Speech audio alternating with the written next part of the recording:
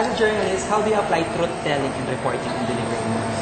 Kung ano lang talaga yung totoo, yun lang yung sabihin ko. Hindi naman kailangan siyang aralin o wala naman talagang kailangan na seminar para matuto ka ang sabihin kung ano yung katotohanan. From the very start, bata pa lang tayo, talaga tinatrain tayo to tell the truth, to say what's real. And all the more na ngayong mga journalists na kami, syempre in the future kayo naman, kailangan sabihin kung ano talaga yung katotohanan. Meaning, ano ba ang nakalap nating informasyon, sabi nino, di ba? Kailangan ina-attribute mo siya sa proper sources para talagang kapanipaniwala, credible. Tapos, at the same time,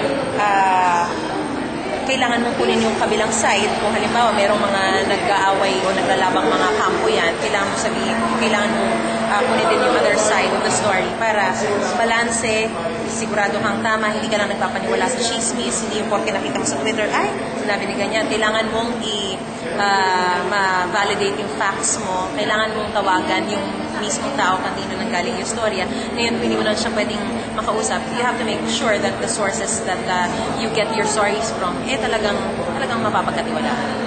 Do you have a guideline or manual? Meron kaming ethics manual at mahaba yun, marami. So, lahat ng mga bagay na dapat malaman o dapat i-practice ng isang mamamahayag nandun. At especially GMA journalists yun. Punta po tayo sa humaneness naman po. What are the humane practices in your network in general and yourself as a journalist? In general, siguro kung mapapansin mo, meron kaming mga, halimbawa pag may mga bata na involved sa crime o kaya ni-rape or naging victim ng pang-abuso, makikita mo nakasolarize yan. Even yung suspects ngayon, as much as possible, hindi na rin mo pinapakita yung mukha dahil as much as possible, hanggat hindi naman siya napapatunayan na may sala, hindi mo nire-reveal agad kasi baka naman siya yung tipong may public na siya maakusahan, hindi na dadaan sa due process. But more so sa mga taong nabibiktima o kaya yung merong sa utak, di ba? Pag halimbawa, kung halimbawa malalagay sila sa embarrassment or kahihiyan, hindi mo ipapakita yung mukha nila para hindi sila malagay sa ganung sitwasyon. So in a way, doon napapractice ng GMA yung pagiging humane.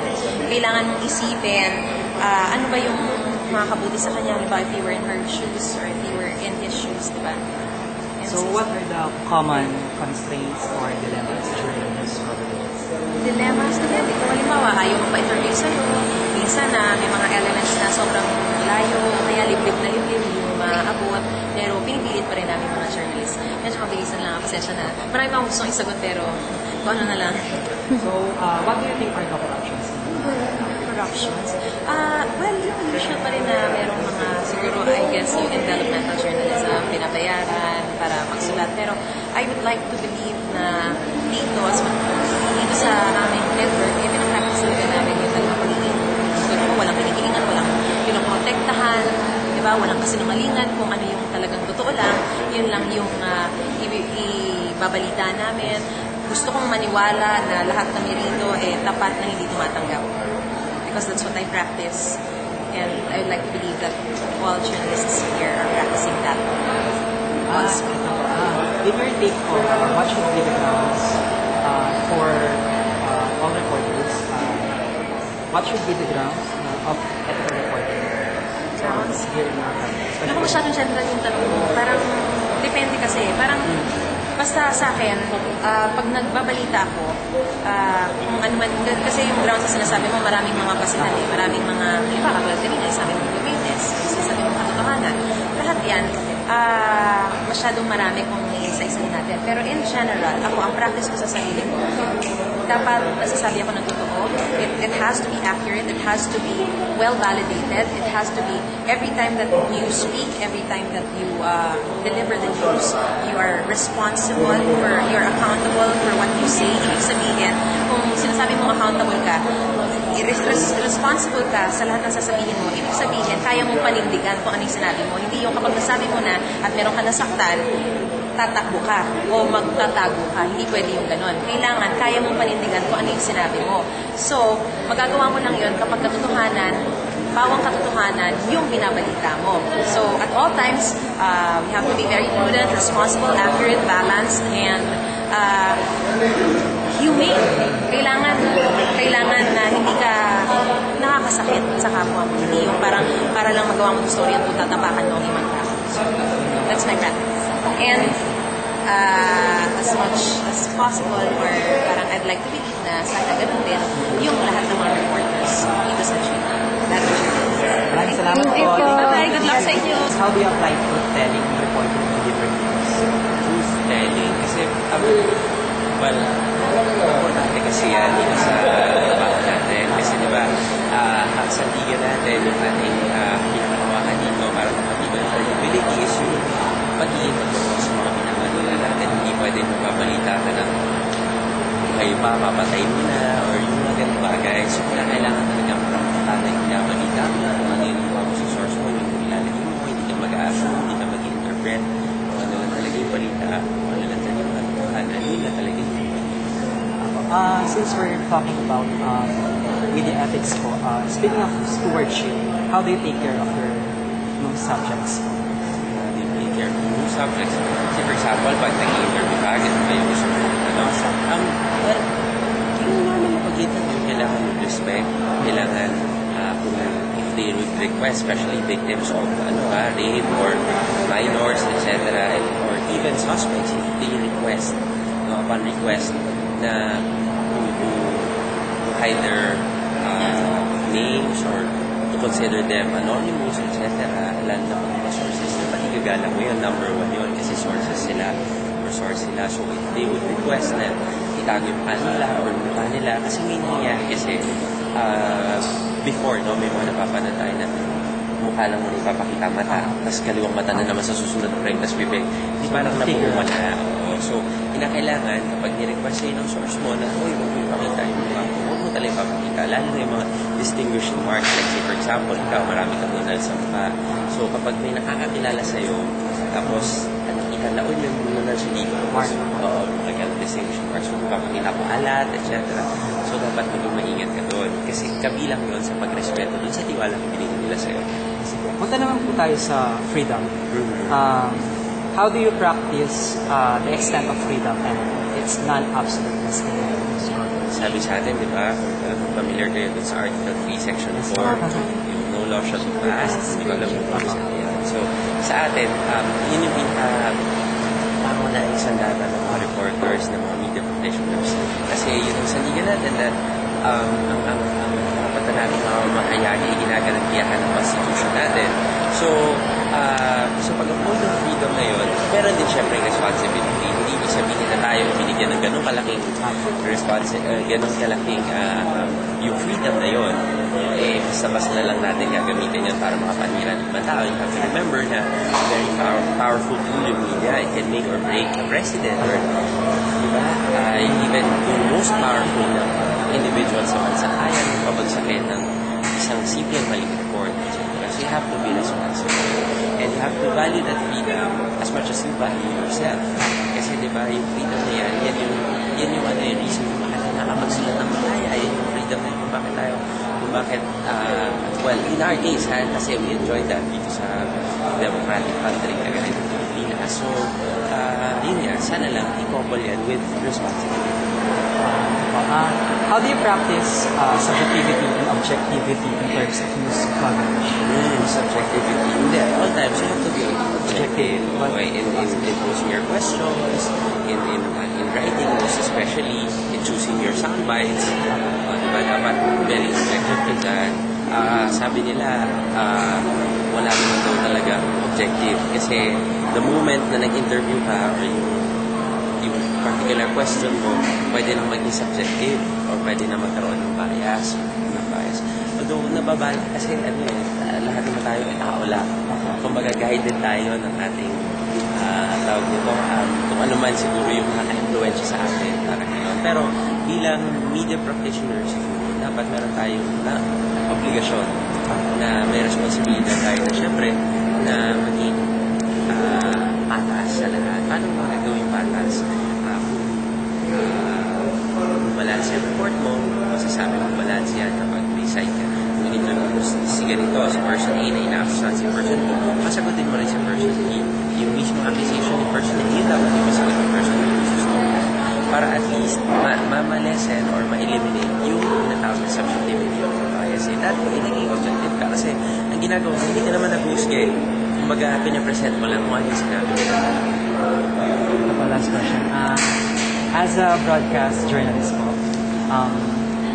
how do you observe proper ethical actions and how do you conserve your integrity and credibility as a journalist? Kasi diba sa atin, minsan ito sa akin very important. Kasi pag nag-cover ka ng crime or may mga patainan na nakahandusol dyan, hindi mo sila ipapakita na gano'n. Kasi alulus-lulus na yung sitwasyon nila, ilalagay pa sila sa ganung sitwasyon. Kaya nga tayo nag-blur, diba? Kaya nga, madalas pinag-black and white na lang natin. The least siguro yung pag-black and white. Pero yung pinaka-madalas na ginagawa, pinag-blur natin. Kasi ayaw natin na makita sila, maalala sila sa ulit sa dali ng buhay nila na sa ganung sitwasyon. Yung mga gano'n, lalo na yung mga nabanggit ko sa inyo, yung mga dapat cautious kayo dun sa mga victims of rape, minors, etc. Kasi yung madalas yung nakakalikaan. Lalo na yung pag-mention sa mga pangalan. Alam niyo ba kayo na kapag gumagawa ka ng story, hostage taking, tapos may involved na ito, mga past coverages ko sa hostage taking, may mga minors na involved. Tapos yung parents nila, yung nanay, in-hostage siya ng tatay, etc. So, may mga iba na pinapakalanan, sinasabi ko, even yung exact address, hindi dapat. Kasi dapat naman lahanin na dapat protektahan yung interest ng mga bata. Kasi syempre baka maging victim sila ng bullying sa school or susugin sila forever na tumatak sa kanila yun. Kasi you have to remember na sila yung mga biktima at kailangan na silang protektahan. In the same way na yung mga suspect, kung i-request nila yung anonymity sa inyo, dapat ipagkaloob nyo rin. Bakit? Kasi, di ba, ang sinasabi natin, yung parang yung isang suspect is innocent until proven otherwise or until proven guilty. So, ibig sabihin, kung doon, kasi binavalue natin na there is life after that experience. Diba? There's life after that experience. So, dapat pahalagahan natin yun. Tapos bukod doon, yung consideration din sa ethics, yung pagtanggap ng pera. Kasi usually, ganun lang yung nasa isip ng mga estudyante kapag tinatanong yung concern about ethics. But that's not just all that. Although you have to protect your integrity by means of, syempre, not accept yung bribe. Diba? Kasi, pangalan mo ba naman, magpapalin mo sa laman ng pulis yung sa image, ayaw mo na makitain yan eh. Although, bakit nag-artist talaga yun? Kasi, siguro hindi natin, for some reasons, na hindi natin maintindihan na sila siguro makakapag-justify. Pero sa atin, gusto mo ng bata sa pagbabalita, yung walang utang na loob. Kasi maniwala kayo sa akin, once na may tanggapin kayo sa bagay from anyone, di ba may utang na loob na bigyan ng alam ng candy na hindi na mo, di ba? Habang buwan niya na magpapasalamat. So, ganun lang. So, gusto mo na maging updated, gusto mo na maging yung report mo hindi maapektuhan ng iyong utang na loob kasi may nabayaran yan. So, gusto mo na hindi maapektuhan yun, mag-decline ka. Or kung hindi mo talaga kaya yung temptation, mag-quit ka sa Thank you po, Sir Steve. First question po, as a journalist, how do you apply truth-telling in reporting and delivering news? Truth-telling kasi, syempre as a journalist, kailangan talaga yung mga stories na ginagawa namin is objective. So, dapat yung mga personal history hindi dapat kasama doon. So, for it to be objective, dapat lahat lang ng mga facts, yun lang yung incorporate mo sa story. So, for example, isang sino-cover ko is tungkol sa pagtaas ng presyo ng gasolina. Kahit na meron akong sariling views ko doon, na dahil ako, consumer din ako, hindi ko pwede ihalin yun sa story. But kung ano na ginagather ko ng mga facts from my interviews, yun lang yung incorporate ko sa stories. Do you have formal guideline or manual in terms of news reporting?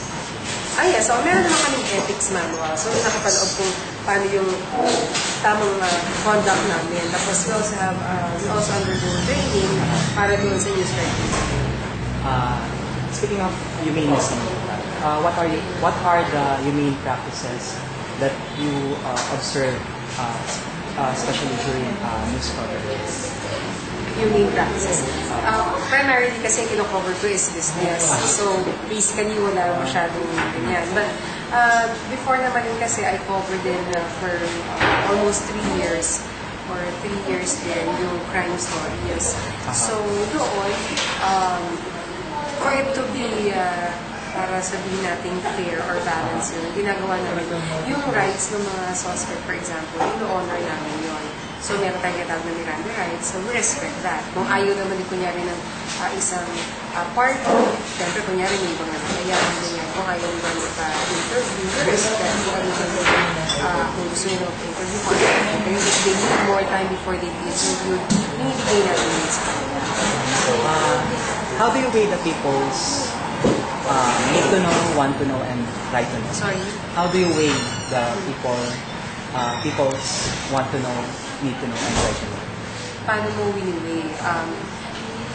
Kasi kailangan balance yun sa isang news reporting. Pero dapat lagi yung purpose ng story, syempre, is to inform. So primarily, yun talaga dapat yung sa what to know, kailangan na masagot mo lagi yun. But lagi doon naman sa journalism, di ba meron tayong 5 W's then 1 H. So dapat lagi hindi nakakalimutan yung how and then yung why.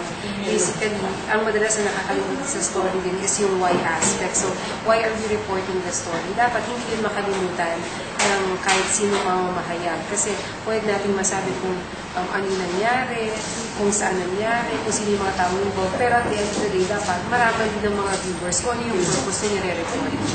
Ms. Bernadette, sa ano naman po sa justice? How do you put justice in your news story? How do you put justice? Sige. Pagdating naman sa justice kasi, I make it a point na before umerin yung isang story, kailangan balance siya. For me to give justice to all of the parties concerned. For example, meron isang issue tungkol sa pagtaas ng presyo ng kunyari ng kuryente. If we get Meralco side, we also want to get yung side ng regulator, in that case, Energy Regulatory Commission. And then gusto rin namin makuha yung side ng consumers, electricity consumers. We also give voice